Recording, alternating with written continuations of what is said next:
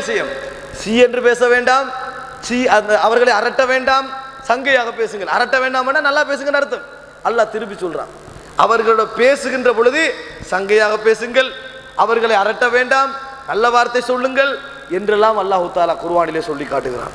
சகோதரர்களே, எங்களுடைய சகோதரர்கள் இதே எப்படி வழங்கினா தெரியுமா? இந்த பயானெல்லாம் கேட்டு போறது, மனசுல பயஞ்சிக்கிறது, தாய் ஏதா பேசக்கூட சொல்ற எப்படி தெரியுமா?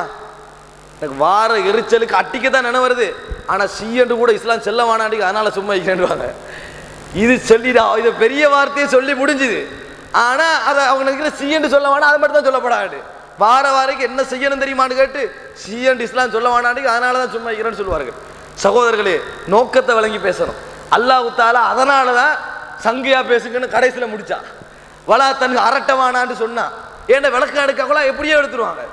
அல்லாஹ் வலா தன்கருக்கும் அரட்ட வேண்டாம், அவர்களுக்கு நல்ல வார்த்தை சொல்லுங்கள், சி என்று கூட சொல்ல வேண்டாம் என்று அல்லாஹ் தஆலா சொல்லி காட்டுகிறார். சகோதரர்களே, இன்னும் பாருங்கள், கவனிக்க வேண்டும் என்ன தெரியுமா? நாங்கள் அல்லாஹ் தஆலா அதை முடிக்கின்ற பொழுது வஹ்ஃபித் லஹுமா ஜனாஹ துல்லி மினர் ரஹ்மா, நீங்கள் கருணை என்ற இறக்கையை அந்த பெற்றோர்களுக்காக தாழ்த்தி கொடுங்கள் என்று அல்லாஹ் தஆலா சொல்கிறான். கருணை என்ற இறக்கையை அந்த பெற்றோர்களுக்காக தாழ்த்தி கொடுங்கள் என்று சொல்லுவார். இது என்ன?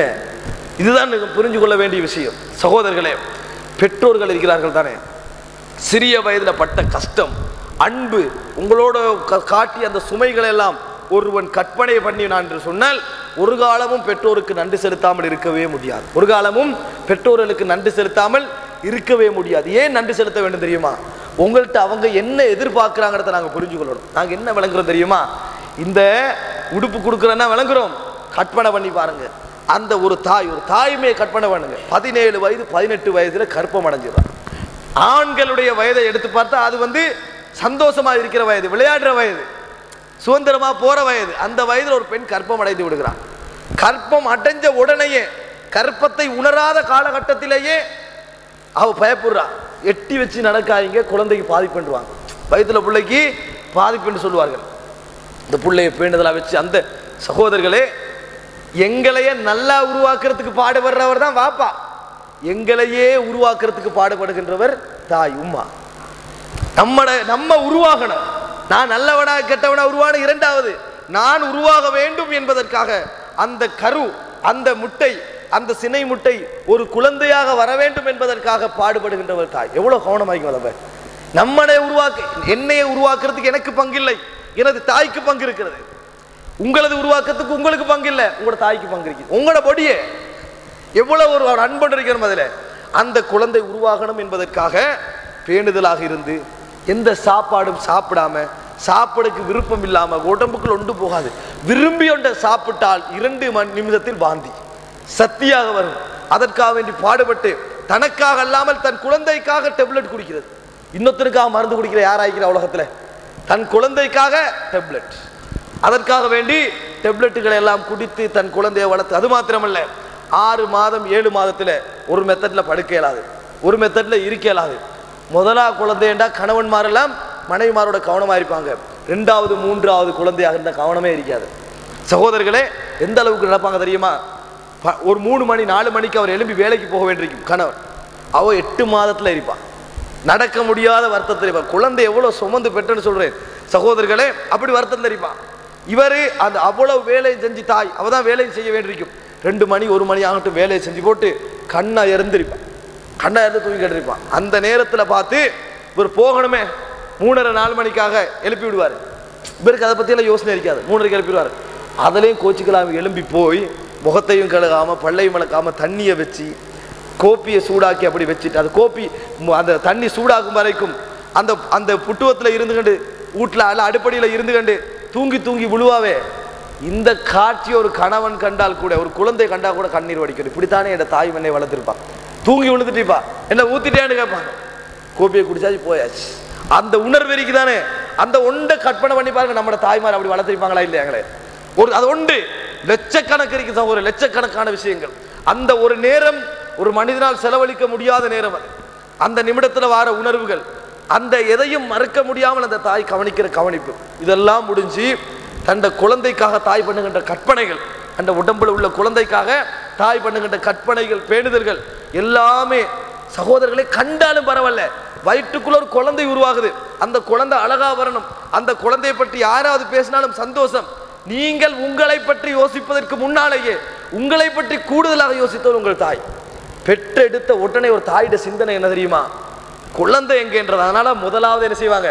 மூஞ்சில காட்டிடுவாங்க, குழந்தைய நெஞ்சில போட்டுருவாங்க. ஏன்? அந்த தாயுடைய எண்ணம் அதுதான் இருக்கும். வருத்தமெல்லாம் இருக்காது, சொணங்கி பாப்பமெல்லாம் இருக்காது. அந்த குழந்தையை பெற்றெடுத்துருவாங்க. பெற்றெடுத்து முடிஞ்சா அந்த குழந்தையை கூட என்ன செஞ்சுவாங்க? ஏதாவது பிரச்சனை ஆயிருந்தா கொண்டு போய் பேபி ரூம்ல வச்சாங்கன்னு வைங்களேன், கணவன் வருவாரு, அவனுக்கு இந்த குழந்தையோடு இந்த தாய்க்குள்ள பாசத்தை புரிந்து கொள்ளவே முடியாது. தந்தை இருக்கிற ஒரு அளவுதான் பாசம், முழுதா புரிஞ்சு கொள்ளலாம். அந்த குழந்தை அங்கல போன உடனேயே தாய்க்கு தண்டை உடம்புலிருந்து எதையோ பிரிச்சு கொடுத்த மாதிரி இருக்கும், எதையோ பிரிச்சு கொடுத்த மாதிரி இருக்கும். அப்ப என்ன அழுகிறீங்கன்னு கேட்டா, புள்ளே பேபி ரூம்லான வச்சு இந்தியாவுக்காக கொண்டு போனது தரத்தானே இவருக்கு அவ்வளவுதான் விளங்கும். அவனுடைய உணர்வு அதுதான். அங்கேயா கொண்டு போனது, குடம் தரத்தானே, என்னத்துக்கு அழுகிறது இப்படி அங்கலாய்ப்பான். புள்ளைய கொண்டு வச்சாச்சு. அந்த தாய் பால் கொடுப்பதற்கு அல்லாஹ் தண்டை உடம்புல இது வைக்கிறான். நீங்க என்ன விளங்கணும் தெரியுமா? அந்த தாயும் தந்தையும் ஏன் பதறுகிறார்கள் தெரியுமா? நாங்கள் அவர்கள் எங்களிடத்தில் எதை எதிர்பார்க்கிறார்கள் தெரியுமா? அதை நீங்க வழங்குறதுக்கு ஒரு படிக்கட்டம் சொல்றேன். பெற்ற பின்னால் நாங்க ஒருத்தரோடு அன்பு வச்சுக்கிறோம் என்று சொன்னா, அவர்களோடு அன்பு வைத்ததில் நாங்கள் என்ன செய்வோம்? பிராக்டிக்கலி அன்பு காட்டுறதுக்கு ஏதாவது இருக்கணும், அன்பளிப்பு கொடுக்கணும், அணைச்சிக்கலணும், அவருக்கு என்ன உதவியெல்லாம் செய்யணும் அத்தனை செய்ய பார்க்கணும். அதான் அன்புக்கு ஆதாரம். தாய் தந்தை எப்படி தெரியுமா? ஒரு தாய்க்கு தன் பிள்ளையை 100க்கு 100% அன்பு இருக்கும், மௌத்து வரைக்கும் குறையாது. 100க்கு 100% தனது பிள்ளையோடு அன்பு இருக்கும், மௌத்து வரைக்கும். அது குறையிற மாதிரி எங்களுக்கு படும், ஆனா குறையாது. அது அல்லாஹ் செட்டப் பண்ணி வச்சது, குறையாது. ஆனால் 100க்கு 100% அன்பு இருந்தால் அன்பை காட்டுறதுக்கு வழி இருக்கணுமே, அது எந்த நாளும் இருக்காது. அன்பை காட்டுவதற்கான வழிகள் இவன் வயசு போக போக குறைஞ்சுக்கண்டே வரும். நான் விளங்கப்படுத்துவதற்கு சொல்வதென்றால், குழந்தை பெற்ற உடனேயே, பெற்றெடுக்கப்பட்ட உடனேயே பால் கொடுக்கிறது. பால் கொடுக்கக்குள்ள சாப்பாடு கூட தாயிட்டு இருந்து போகுது. அந்த குழந்தைய மர்மஸ்தானம் அதை அந்த தாய்க்கு எதுவும் இல்லை. சின்ன பிள்ளையே அதை தாய் நினைச்ச மாதிரி என்ன செய்வா?